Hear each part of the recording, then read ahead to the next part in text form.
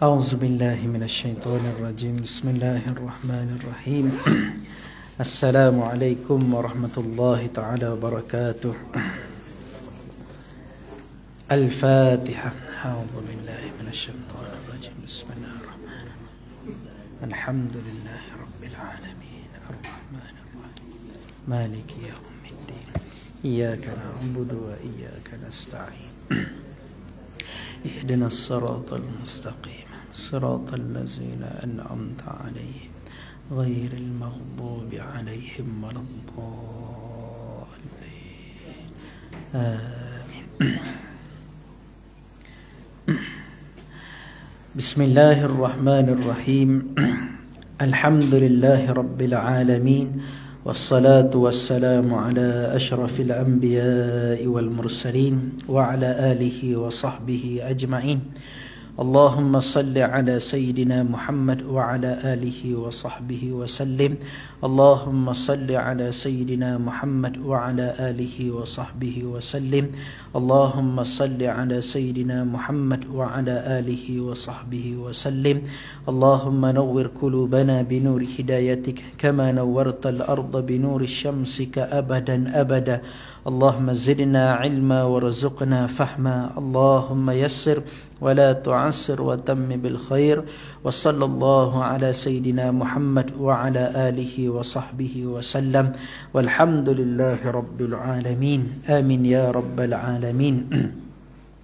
Alhamdulillah, kita bersyukur pada Allah Subhanahu wa taala kerana dengan izin Allah Subhanahu wa taala dapat kita sama-sama melaksanakan salat fardu maghrib secara berjemaah, dan alhamdulillah pada malam ini kita dapat sambung lagi pengajian kitab Khalifah Sayyidina Abu Bakar As-Siddiq radhiyallahu anhu, Fiqhus Siyasah Khulafa Ar-Rashidin siri yang pertama, yang disusun oleh Tuan Guru Haji Abdul Hadi Awang hafizahullahu taala wa nafa'na bi'ulumihi fid darain. Amin ya rabbal alamin. Jadi insya-Allah malam ni kita sambung pada muka surat yang ke-27. Dah ada kitab tu muka surat 27. Jadi sebagaimana yang kita sebut pada minggu lepas, bila mana berlakunya perbincangan untuk melantik pengganti Nabi sallallahu alaihi wasallam, ini khalifah dengan makna pengganti. Sebab tu gelaran bagi Sayyidina Abu Bakar As-Siddiq, gelar dia Khalifatur Rasulillah, dengan makna pengganti kepada Rasulullah sallallahu alaihi wasallam. Maka zaman Abu Bakar ni, zaman Sayyidina Abu Bakar ni, gelar pada Sayyidina Abu Bakar Khalifatur Rasulillah. Cuma selepas daripada Sayyidina Abu Bakar meninggal, naik Sayyidina Umar ibn al-Khattab. Sayyidina Umar ganti daripada Khalifatur Rasulillah, Sayyidina Umar beri gelar Amirul Mukminin. Sayyidina Umar guna gelar Amirul Mukminin, ketua bagi seluruh orang mukmin. Sebab kalau guna istilah khalifah, ia akan jadi panjang. Sayyidina Abu Bakar Khalifatur Rasulillah, Sayyidina Umar jadi Khalifati Rasulillah, jadi panjang gitu. Pengganti kepada pengganti Rasulullah, jadi panjang. Maka start zaman Sayyidina Umar ibn al-Khattab diberi gelar Amirul Mukminin, ketua bagi orang mukmin. Jadi dalam perbincangan untuk melantik pengganti Nabi, maka kita sebut dah minggu lepas, timbul tiga pandangan para sahabat, di kalangan para sahabat. Dan pandangan pertama, golongan Ahlul Bait, ahli keluarga Nabi, mereka mencadangkan Sayyidina Ali jadi khalifah. Ada sebab ada hadis-hadis Nabi yang menunjukkan Nabi ni orang panggil puji Sayyidina Ali. Itu pandangan pertama, tu kita sebut dah minggu lepas. Pandangan kedua daripada golongan Ansar, penduduk Madinah, mereka nak orang Madinah jadi khalifah sebab Madinah ni negara mereka. Maka mereka melantik Sayyidina Sa'ad, mencalonkan Sayyidina Sa'ad bin Ubadah daripada kabilah Khazraj untuk menjadi pengganti Nabi. Dan golongan ketiga daripada golongan Muhajirin, pandangan ketiga, pandangan Muhajirin, orang Mekah, mereka nak Sayyidina Abu Bakar, mencalonkan Sayyidina Abu Bakar menjadi khalifah. Tu kita baca dah pada minggu lepas. Maka last sekali jumhur kebanyakan sahabat Nabi ni memilih untuk melantik Sayyidina Abu Bakar As-Siddiq radhiyallahu anhu untuk menjadi pengganti Nabi sallallahu alaihi wasallam. Itu kita baca dah pada minggu lepas. Pada malam ni kita sambung lagi muka surat 26 dah, muka surat 26. Perenggai yang kedua akhir. Kekhilafan ini telah melahirkan mazhab dalam kefahaman politik Islam pada zaman mutakhir ini. Ada khilaf perselisihan pandangan di kalangan para sahabat ni menimbulkan mazhab akhir-akhirnya. Okay. Pendapat Ahlul Bait tersebut telah melahirkan mazhab Syiah. Zaman dulu kita sebut dah minggu lepas, Syiah ni asal mazhab politik. Ada bukan mazhab akidah, bukan mazhab fiqh, tak ada pun. Law ni je Syiah tu menjadi ada akidah sendiri. Imam Mahdi lah, Imam 12 lah, Syiah Imamiyah lah, ada macam-macam, Syiah Zaidiyah lah, menjadi pegangan akidah Syiah lah ni. Ada fiqh masing-masing mereka ni. Sedangkan pada zaman Sayyidina Abu Bakar As-Siddiq, pada zaman sebelum awal-awal tu, Syiah ni dari segi mazhab politik sahaja, berbeza pandangan politik. Mengikut mazhab Syiah, hak layak menggantikan Nabi adalah Sayyidina Ali karramallahu wajhah. Dari segi politik saja. Tapi disebabkan berselisih, kuat sangat selisih-selisih, lah sekali jadi mazhab agama. Jadi mazhab akidah, mazhab fiqh. Habis. Sehingga berbeza kita dengan golongan Syiah ni. Okay.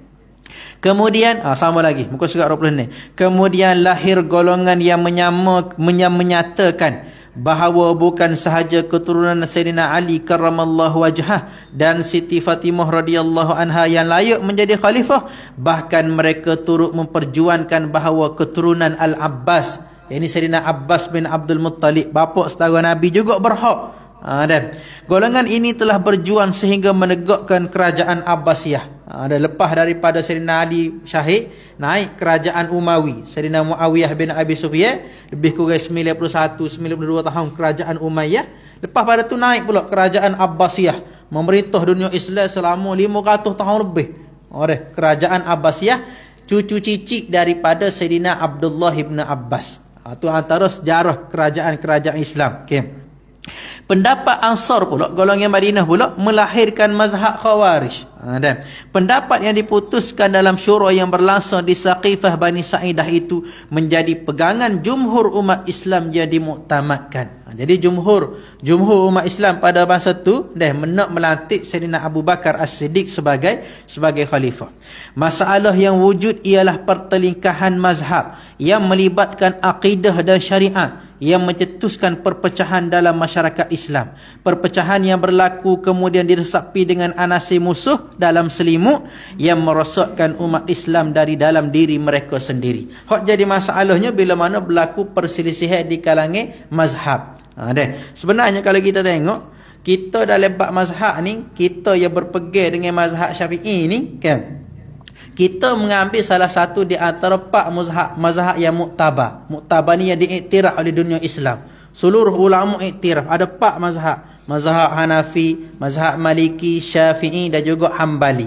Jadi kita di Malaysia ni, kita gazet dalam undang-undang konun kita, undang-undang tubuh kerajaan Kelantan kita, mazhab fiqh kita, mazhab Syafi'i. Dalam masa yang sama, kita meraihkan mazhab-mazhab lain.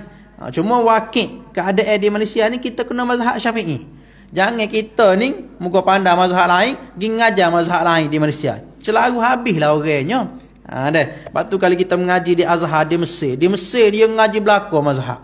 4 mazhab mengaji. Bukan setakat 4 mazhab. Mazhab Syiah pun dia mengaji. Dalam hukum tu ada juga mazhab Syiah lagu mana pendapat. Bukan setakat mazhab Syiah. Mazhab Zahiri pun. Daud Zahiri pun mengaji. Mazhab Zahiri ni berat. Dia ikut Zahir ayat Quran. Ada satu hadis Nabi tu, Nabi kata kalau nak tu tengok orang, tengoklah dia. Mengikut mazhab Zahiri ni boleh tengok lah dia bagai apa tak apa. Mazhab tu berat mazhab tu. Orang tak guna pakar. Tapi ada pandangan lagu tu. Mereka berpegang pada Zahir ayat Quran, Zahir hadis. Ayat Quran kata yang diharamkan hanya daging babi. Kulit tak apa, bukan daging. Ilik ke Zahir hadis. Guna Zahir ayat. Pesen lagu tu. Okay. Tu mazhab Zahiri. Mengaji di Azhar mengaji. Ada yang mengaji ni mazhab banyak pandangan-pandangan ulama dalam Islam ni. Cuma di Kelantan ni kita bermazhab dengan mazhab Imam Syafi'i kita. Okay. Jadi hak jadi masalahnya bila mana musuh cocoh kita nak balah sama-sama mazhab. Sedangkan kalau kita mengaji dalam sejarah alim ulama mazhab ni, kesemua 4 mazhab ni anak guru murid belaka, guru murid belaka. Kalau kita tengok silsilah Imam Bukhari, Sahih Al-Imam Al-Bukhari. Imam Bukhari ni anak murid kepada Imam Ahmad Ibn Hanbal yang pengasah mazhab Hanbali. Ada Imam Bukhari, anak murid pada Imam Ahmad bin Hanbal. Imam Ahmad bin Hanbal ni anak murid kepada Imam Syafi'i kita, Muhammad bin Idris Asy-Syafi'i.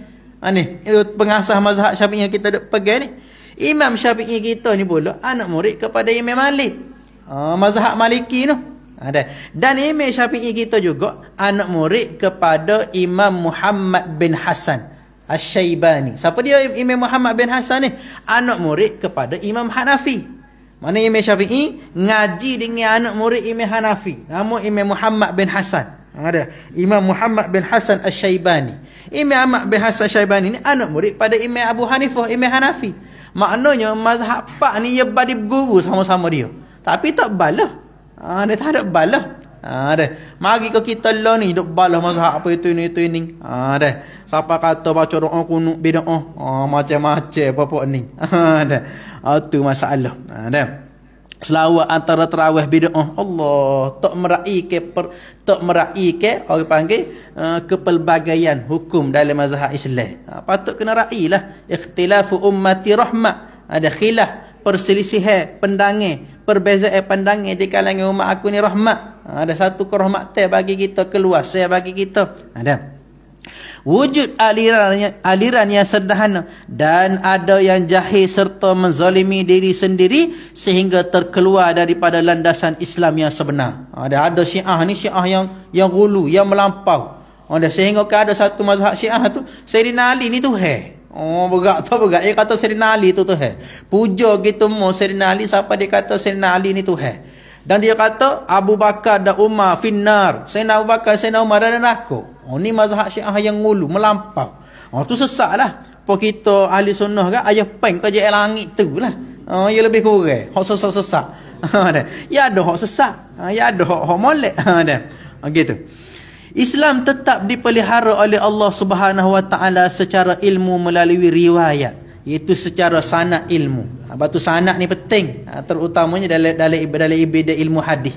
Kita mengaji hadis ni, kita kena ada sanad siapa ke Rasulullah. Sanad ni dengan makna rantaian. Kita ambil dengan tok guru kita. Tok guru kita ambil hadis dengan tok guru dia. Tok guru tu ambil hadis dengan tok guru siapa kepada sahabat Nabi, siapa kepada Rasulullah sallallahu alaihi wasallam. Dia panggil ilmu sanad. Tak ada dalam dunia ni agama yang sangat mementingkan sanad melainkan agama Islam. Islam sangat mementingkan ilmu sanad ni. Sebab tu dalam ilmu hadis ada ilmu al-jarh wa ta'dil. Ilmu nak kenal sore-sore perawi hadis. Perawi hadis ni cahaya ke dia ni. Ada setengah tu ingat kuat, tapi tai-tai ada juga dia buah, dia kecil buah. Jadi turunlah darjah hadis.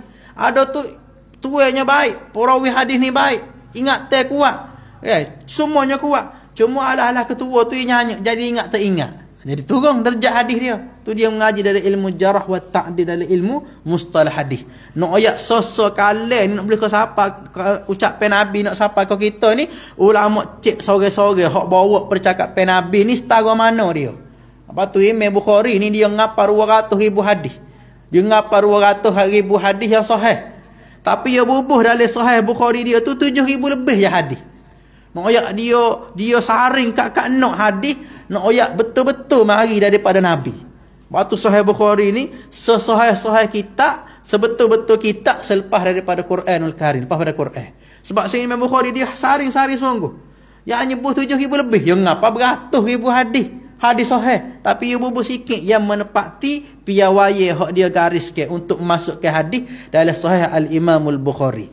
Tu ketat Imam Bukhari. Takutnya percakapan ini bukan mari daripada Nabi. Bermakna kita ni dusta pada nama Nabi. Tu bimbangnya Imam Bukhari. Kita panggil ilmu sanad.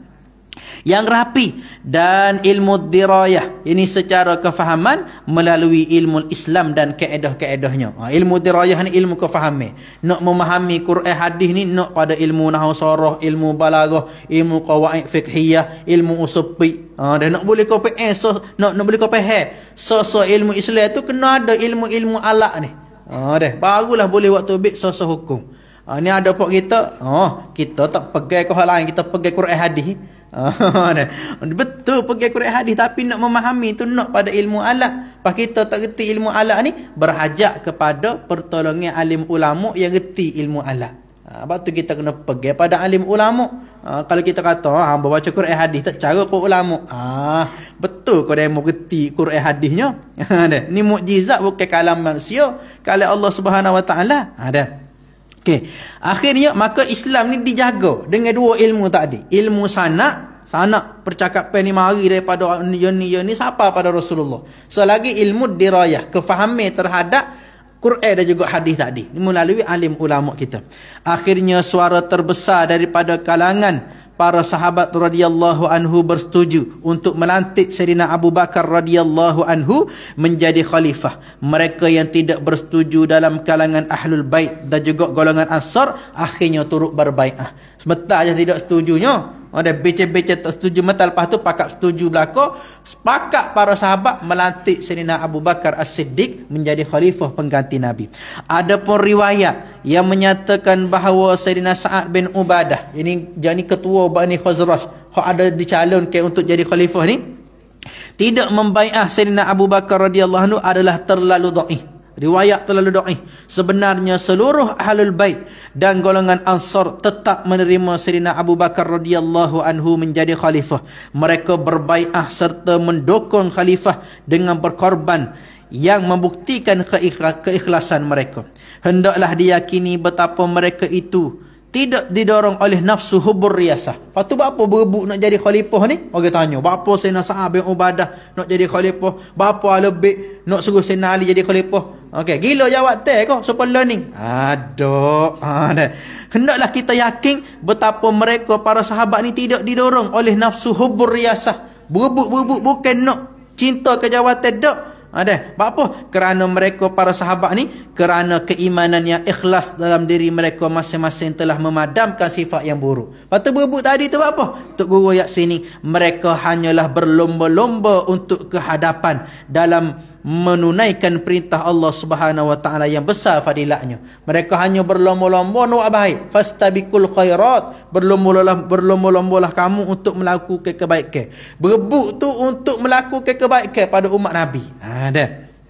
Sehingga akhirnya mereka kembali bersatu dan berjaya memadamkan fitnah murtad serta menjatuhkan kuasa besar dunia pada zaman tersebut, iaitu kuasa Parsi dan juga kerajaan Byzantine Rom. Sebab tu kita ni Tok Guru pun ayat dah tadi, kalau jadi Donald Trump mari, sehingga Tok Guru kata Donald Trump ni syaitan besar. Tok Guru syaitan besar ya wi. Apa? Sebab syaitan besar ni menyokong kerajaan yang dilaknat oleh Allah Taala. Kita ni tiap-tiap rakaat semaya kita akan laknat kerajaan ni. Ghairil maghdubi alaihim. Ya Allah, tunjukkanlah kami jalan yang betul, iaitu jalan yang Engkau beri nikmat pada mereka. Bukan jalan orang hak mu marah. Ada ulama kata siapa dia orang hak Allah Taala marah ni? Orang golongan Yahudi. Maka kerajaan Israel ni kerajaan Yahudi. Dilaknat Tuhan. Tiba-tiba mari seorang pemimpin Trump mari menyokong sehingga dia sebut dalam Knesset kabinet Israel dia mari. Sebelum dia pergi ke Mesir nak tanda tangan senjata, dia pergi dulu ke Israel. Dengan bangganya dia kata lagu mana? Netanyahu ni minta ngaku senjata ni. Aku pun tak kenal senjata tapi aku luluh belaka. Dan dia gunakan senjata tu dengan baik. Nate dan terang dia kata lagu tu.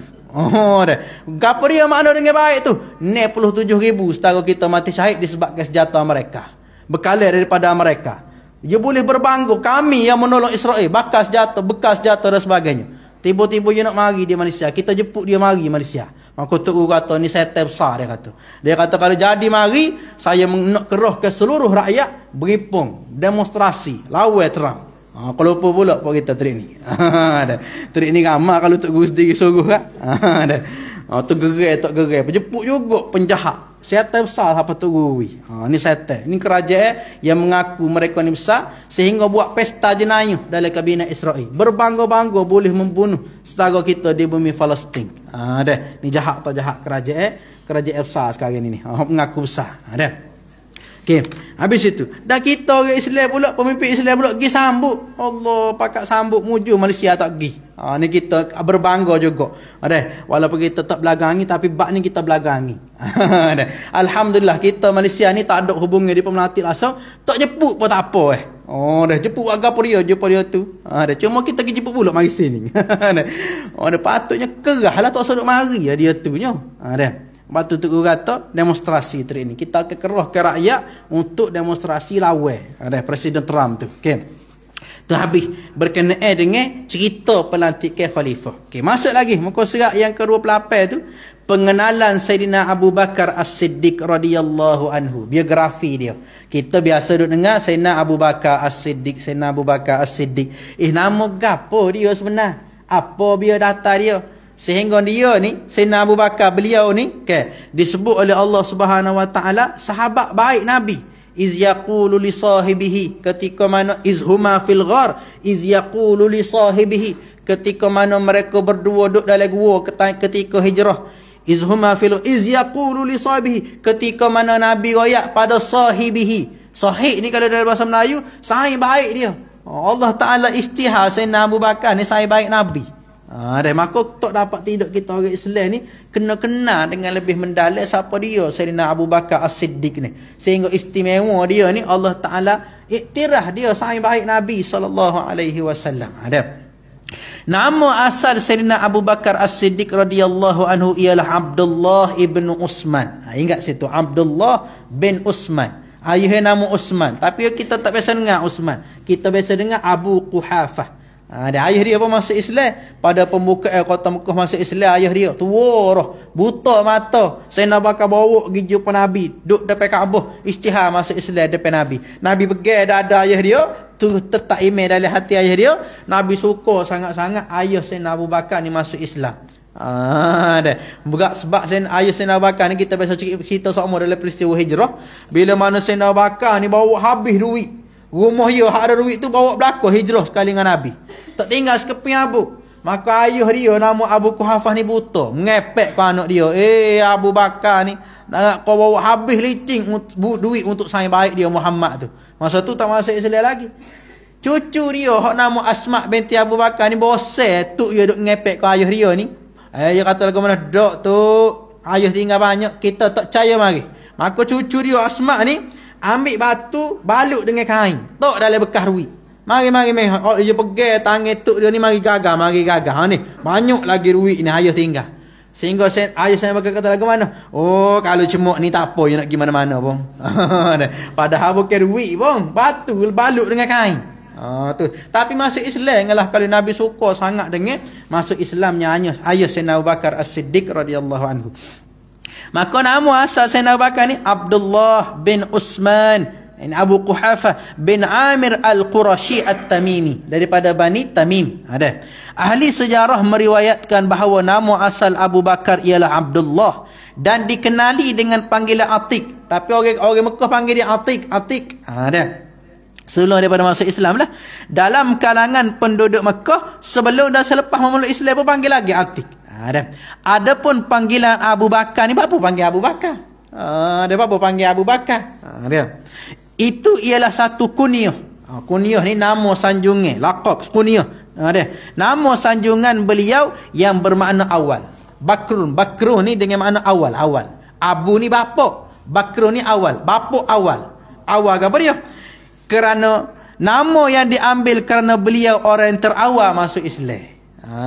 Jadi Sayyidina Abu Bakar, bapa nama Abu Bakar, bapa awal. Bakar ni awal.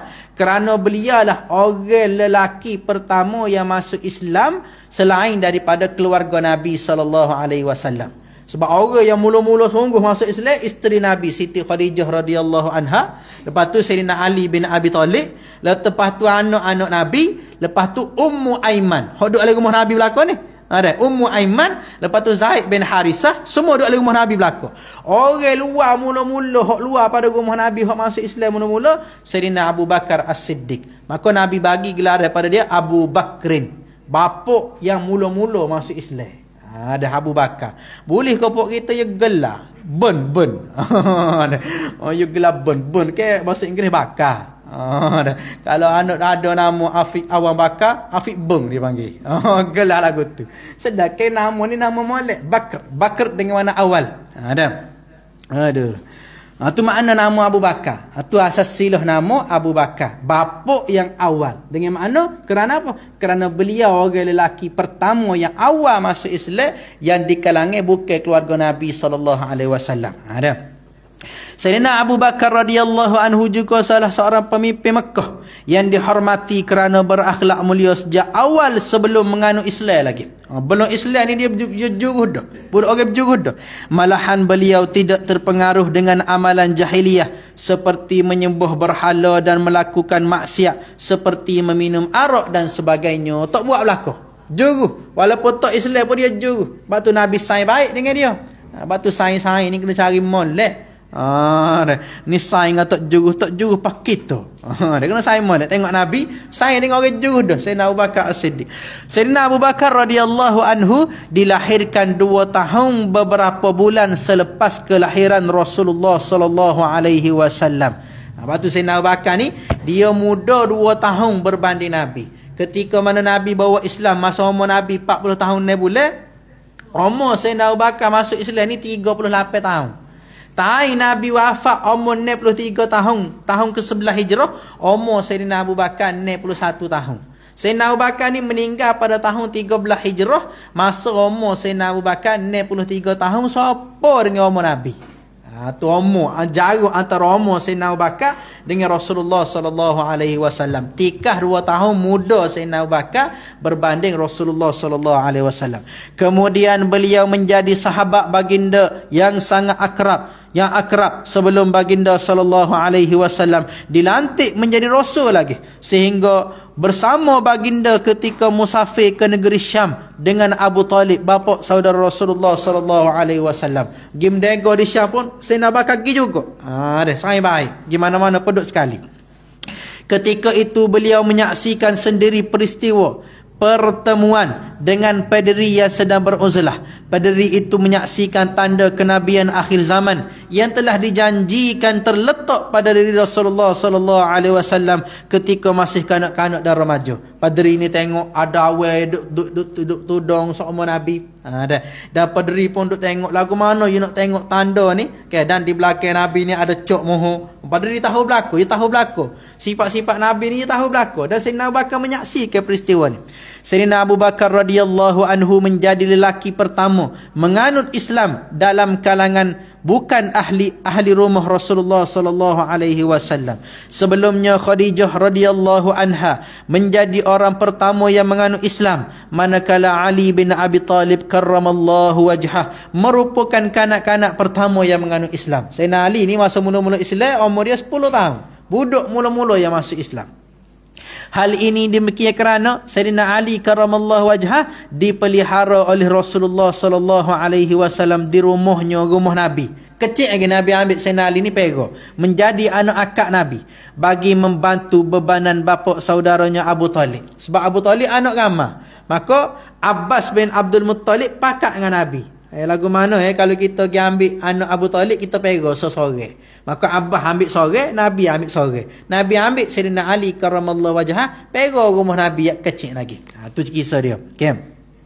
Ini termasuklah, bukan membantu tu, pembantu. Ini termasuklah pembantu Nabi, nama Zaid bin Harisah radhiyallahu anhu, dalam kalangan bekas hamba kerana beliau juga menjadi anak angkat Rasulullah sallallahu alaihi wasallam. Masuk Islam juga Zaid bin Harisah. Sayyidina Abu Bakar radhiyallahu anhu merupakan sahabat yang paling akrab dan disayangi.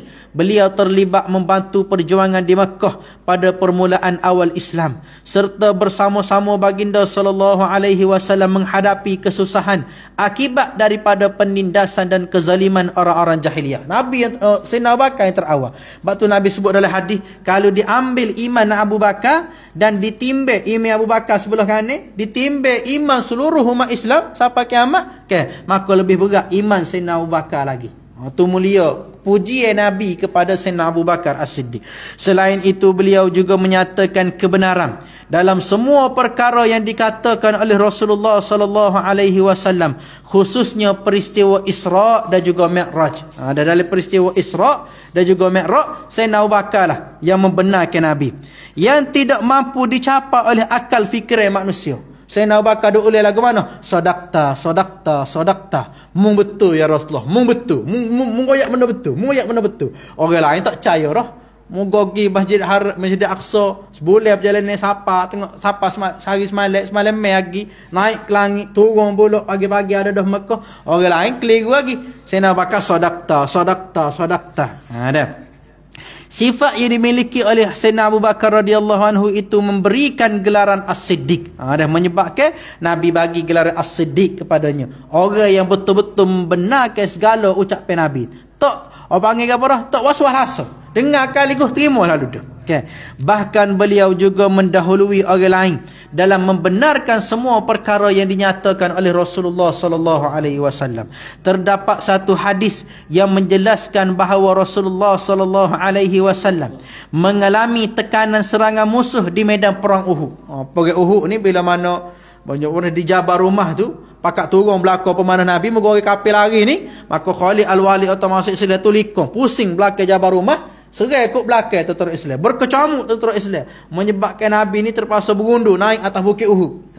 Bila mana nak naik atas bukit Uhud tu, ketika berundur mengambil tempatnya di atas bukit itu bagi meneruskan serangan balas ke atas musuh, tiba-tiba bukit Uhud hak besar tu goceh, ada gegar, bergoncang. Pada waktu itu Rasulullah sallallahu alaihi wasallam ditemani oleh Sayyidina Abu Bakar As-Siddiq, Sayyidina Umar Al-Khattab dan Sayyidina Uthman radhiyallahu anhuma. Rasulullah sebut lagu mana? Moga bukit Uhud ni goceh ni. Okey, Nabi kata lagu mana? Usbut Uhud. Ada. Fa inna ma 'alaika nabiyyun wa siddiqun wa syahidan.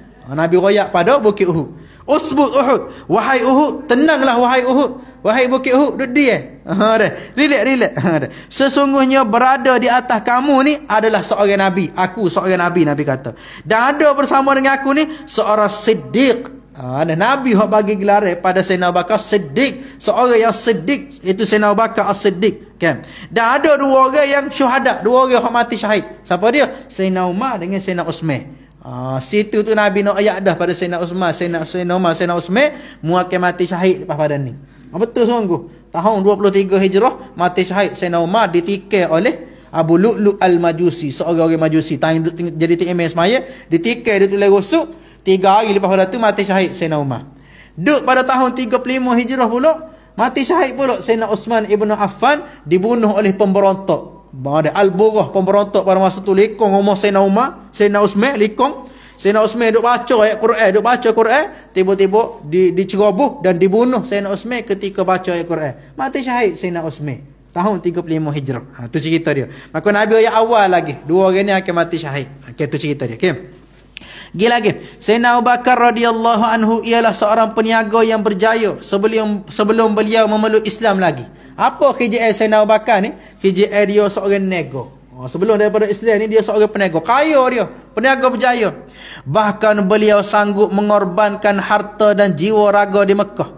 Harta milik beliau dihabiskan untuk membebaskan hamba-hamba yang menganut Islam setelah diseksa oleh pemilik-pemilik mereka, sehingga perkara tersebut telah menjejaskan perniagaannya. Habis duit untuk bebaskan hamba-hamba yang masuk Islam. Antara hak tubik di bawah jasa Sayyidina Umar, Sayyidina Abu Bakar ni Bilal bin Rabah. Ditebuh, dibeli Bilal bin Rabah. Zinnirah, dibeli Zinnirah. Diseksa oleh tu ya, dibeli Zinnirah. Ramai lagi hamba-hamba yang dibebaskan oleh Sayyidina Abu Bakar. Sayyidina Abu Bakar beli habis duit sehingga terjejah nego dia. Habis licin. Kita ni pun ni bila mana berlaku kejahatan senjata di Gaza, lepas pada ni akan banyak bantuan NGO akan masuk ke Gaza, maka kita sumbailah, bagilah sumbangan kepada NGO kita untuk bantu saudara kita di Palestin sana. Kalau hamba gak kita akan sedekah di Cinta Gaza Malaysia, saudara Nadi An-Nuri. Tu betul-betul masuk ke Gaza. CGM hak buat Global Flotilla Sumuk baru ni, Sumuk Nusantara baru ni. Cuba pergi ke laut tak lepas. Terus ini boleh jadi akan pergi ke sepada Rafah, ke darat pula. Jadi kita kalau ada buka sumbangan, pakat sumbang lah.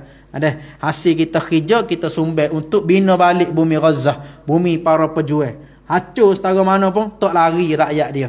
Tu kehebatan para pejuang, kehebatan penduduk Gaza. Dia mempertahankan Masjidil Aqsa Al-Mubarak. Okey, maka kita pun kena terlibat sama juga. Okey.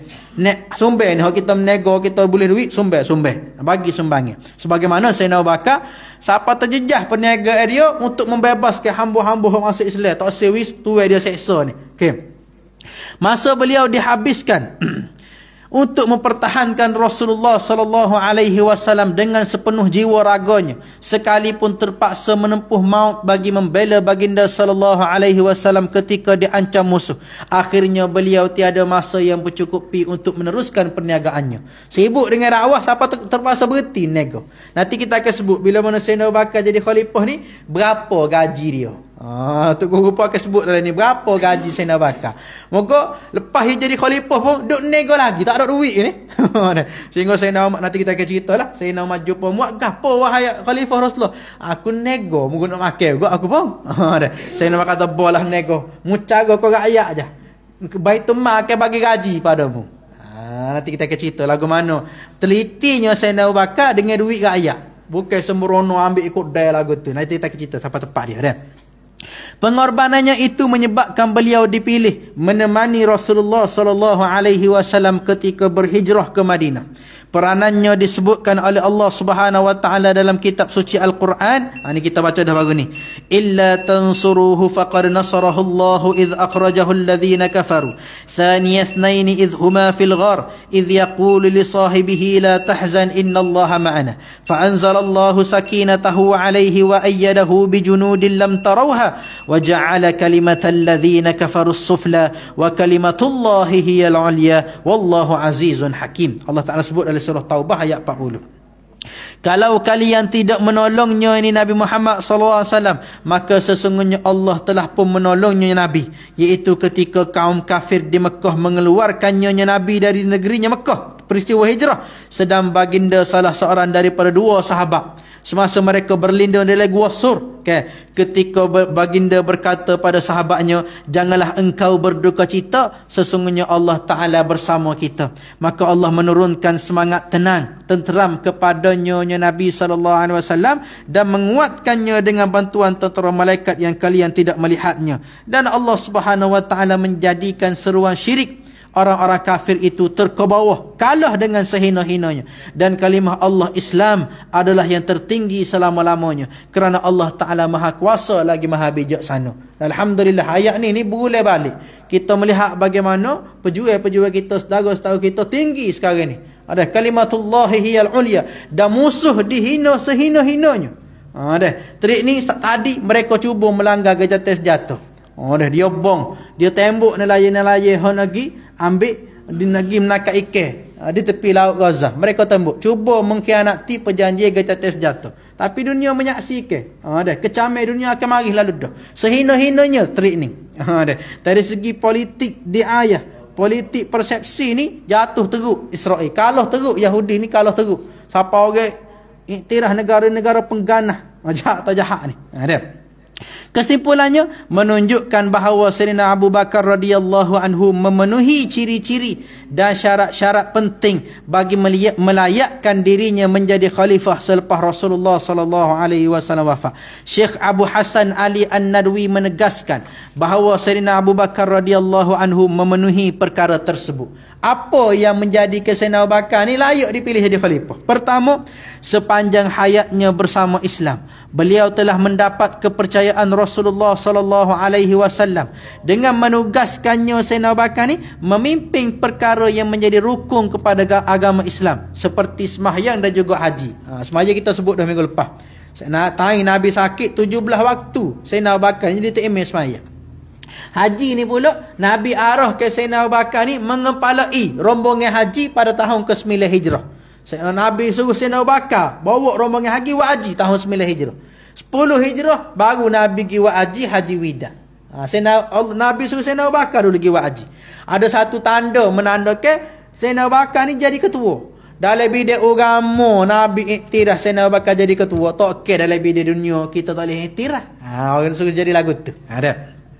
Selain itu beliau turut menemani baginda sallallahu alaihi wasallam ketika menghadapi keadaan yang paling mencabar dan bahaya, seperti ketika perjalanan hijrah. Orang nak cari belaka. Dah, siapa orang bagi ijtihad depan Kaabah, siapa dia jumpa Muhammad dengan Abu Bakar sama ada hidup atau mati, seorang 100 hektar unta ganjaran dia. Dua orang 200 hektar. Oh, suka. Dah. Orang-orang munafik, orang-orang ni cari. Baktulah kalau kita tengok perang di Gaza, kan? Israel dan mereka ni bagi ganjaran 5 juta dolar kepada mana-mana rakyat Palestin, rakyat Gaza, hak boleh bagi maklumat duk mana tebusan Israel. Seorang boleh bagi maklumat saja, siapa jumpa tebusan Israel, Israel nak bagi, Zionis Israel nak bagi 5 juta dolar untuk seorang tebusan Israel. Bagi tawaran berapa lama? 2 tahun bagi tawaran kepada penduduk Gaza. Siapa dia boleh hak mari. Duk mana tebusan ni. Tapi tak jumpa pasu dah. Kita pelik lagu mana? Cerdik tak cerdik penjual ni disebut ada seorang Al-Asil, ada seorang tawanan tu. Okay. Lagu mana para penjual ni mengelabui mata tentera Zionis Israel ni. Tawanan dia ni duk depan kamera Zionis Israel pun Israel tak cek. Pernah berlaku di Jabaliyah. Ada satu kota Jabaliyah, berlaku di sana. Para pejuang nak memindah ke tahanan sebab Israel ni serai kuat sangat, terpaksa pindah tahanan. Nak pindah lagu mana? Cara mereka buat, pejuang buatnya, mereka arah ke penduduk Gaza buat demonstrasi anti Hamas. Dia suruh Hamas suruh jatuh, lawan Hamas, tetai Hamas, pakat tubik berlaku. Kita nampak uduh orang lawan pejuang ni. Rupa-rupanya sekjual sendiri buat. Sebab apa? Bila mana ramai tu ambil demonstrasi, sekjual bawa tahanan celuh-celuh tu. Celuh-celuh demonstrasi, pindah tempat lain, tempat selamat lain. Kita pun tak terfikir lagu mana sekjual fikir lagu tu. Demonstrasi ni dirakam oleh kamera Israel. Kamera Israel. Tahanan tu lalu depan kamera tak cek bapak dia. Tu cara para pejuang memindah ke tahanan. Lepas tu kita kata cidik budak-budak ni. Bapak ni cidik dia saya jual ni. Tak jual apa sudah. Padahal kawasan hak Malaka Rikong tu 40 km persegi lah. 20 orang tahanan hak masih hidup tu tak jual apa sudah. Susuk sekali kena getak tes jatuh, kena berunding baru boleh dapat ke balik tahanan perang mereka. Tu tak tahulah baca ayat gapo tak tahu, tak jumpa cari tu. Okey.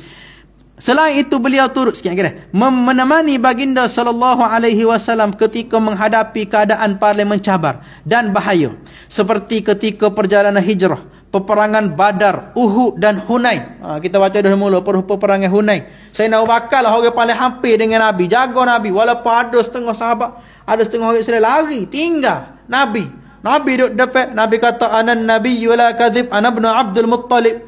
Turun nak pecuk bara Nabi. Sahabat pergi tak sewi, Nabi turun pada bara. Nabi pergi jangan jalan kaki duduk depan musuh.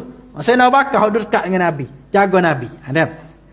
Perkara-perkara tersebut mestilah diberikan kepada orang yang paling dipercayai dan mempunyai harapan yang tinggi dapat melaksanakannya. So, yang kedua, antara keistimewaan diri Sayyidina Abu Bakar radhiyallahu anhu ialah bersikap teguh dan berani dalam menghadapi cabaran-cabaran besar yang menggugat keselamatan agama dan ummah. Pendirian beliau yang kuat dapat mengembalikan orang lain kepada prinsip yang benar dan cara yang betul. Walhal mereka yang kuat imannya juga goyah iman mereka dan menjadi kelam kabut. Sebagai contoh hal ini dapat dilihat daripada apa yang berlaku dalam peristiwa Isra dan Mi'raj. Sayyidina Abu Bakar sadaqta membetul ya nak wahai Rasulullah, membetul. Dalam peperangan Uhud, peperangan Hunain dan ketika kewafatan Rasulullah sallallahu alaihi wasallam dan lain-lain. Nabi wafat, sahabat buat apa? Tapi Sayyidina Abu Bakar ni boleh buat, boleh mengawal keadaan. Ni ciri-ciri pemimpin yang kita nak, dapat kawal keadaan. Lalu ni macam-macam berlaku di sekolah. Kalau pemimpin tu cerdik, dia boleh kawal keadaan. Mata bunuh, benar mati, mata rogo bergile-gile. Gerung kita dengar anak pergi sekolah. Nak atas anak sekolah pun jadi gerung lah ni. Budak tingkat terua boleh bunuh tingkat tepak. Pengaruh geng kuat sangat. Bawa pisau rembu. Lepas bunuh budak minai elek jalan. Cari mana? Ada tu rogo bergile-gile. Gerung dengar. Mati. Macam-macam. Ni orang panggil bahana di akhir zaman bila mana kita tidak kembali kepada ajaran Islam.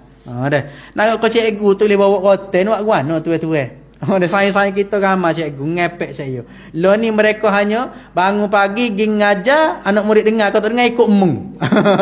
Tok saya masuk capur gapo hamu. Balik-balik. Kalau aku masuk capur mopok mari samai. Ada banyak masalah. Rotel tak boleh bawa. Nak rotel pelajar apa tak boleh. Gua nak kira. Oh dulu belu rotel. Ada belu. Jalan itik diri atas meja. Ada macam-macam. Dulu. Lah ni tak boleh. Semua tu salah. Boleh mengganggu moral pelajar. Korok dia lagu tu. Cara didik anak lagu tu. Kan? Sedekah kena rotel. Rotel mendidik dia panggil. Islam pun ajar rotel. Ada Nabi pun ajar. Okay, pernah Nabi didik Sayyidina Abdullah bin Abbas bangun semaya malam. Tanya Nabi nak semaya malam, Abdullah bin Abbas ni duduk belah kiri. Dah. Maka Nabi pun pegang lengok Sayyidina Allah. Pulah lengok eret tok belah ni. Tu manduk cikgu-cikgu dulu pun lagu tu kalau murid-murid tak dengar, dia pulah lengok. Pulah lengok ni ya sunnah Nabi cara mengajar budak. Tapi jangan cabutlah. Pulah nak mendidik ni siapa cabut anak bukan dia. Tu keedah dia. Tiba-tiba mari ke kita, tak boleh rotel, mengganggu moral pelajar. Kok mano kementerian? Buat lagu mano? Lah ni terimalah bahana dia. Hancur budak-budak main apa-apa ni. Okey. Seterusnya sikit lagi. Banyak sikit lagi. Yang ketiga, keistimewaan diri Sayyidina Abu Bakar radhiyallahu anhu yang lain ialah kemampuan untuk memahami Islam secara halus dan tepat. Perkara itu berlaku kerana penghayatannya terhadap ajaran Islam bersama Rasulullah sallallahu alaihi wasallam yang menerima wahyu. Baginda sallallahu alaihi wasallam menunjukkan pelaksanaannya Islam pada waktu senang dan susah, perang dan aman, gelombang yang berkocok dan keadaan yang tenang, serta ketika berselisih faham dan bersepakat. Ada. Yang keempat, kecemburuan. Ini ghirah diri Sayyidina Abu Bakar radhiyallahu anhu terhadap agama bagi memelihara dan mempertahankan Islam mengikut keaslian prinsip yang diterima daripada Nabi sallallahu alaihi wasallam sehingga mengatasi kecemburuannya terhadap diri dan keluarga. Beliau mempunyai keberanian untuk menegakkan ajaran Islam tanpa mengira kepentingan sesiapa pun. Kena berhenti sini weh. Lewat dah ni. Ya, kisah dia ada satu kisah. Ada orang Islam lepas Nabi wafat tak si bayar zakat. Mayat-mayat tak si bayar zakat. Maka Nabi Sayyidina Abu Bakar arah ke Khalid Al-Walid pergi perang penduduk ni tak si bayar zakat. Khalid Al-Walid siapa di tempat tu orang nak bel subuh. Belum serai dengar orang bel subuh di kampung tu. Menengung Khalid, mikir dia, betul kau Khalid pun suruh aku serai kampung ni. Orang bel subuh kampung ni. Orang munafik dia tak mai subuh. Tapi ni best subuh ni betul kau khalifah suruh-suruh ni klik mula ke Madinah. Klik ke Madinah royak pada Sayyidina Bakar jolo kau khalifah nak suruh-suruh kapan ni ya best subuh tadi.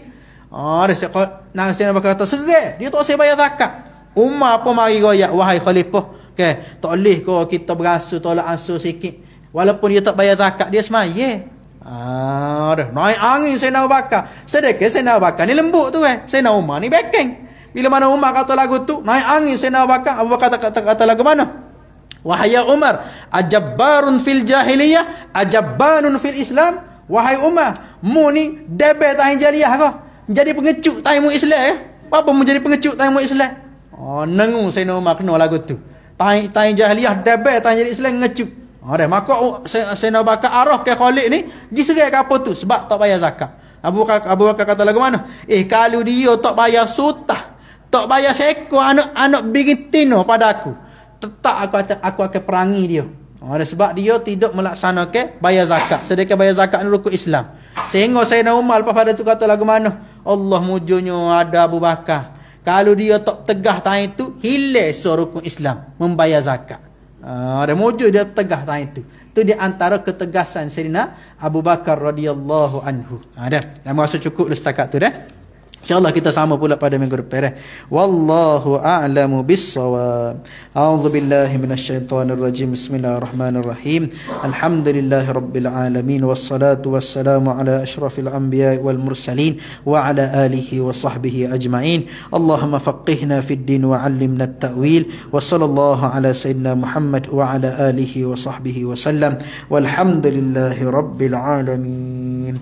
Assalamualaikum warahmatullahi wabarakatuh.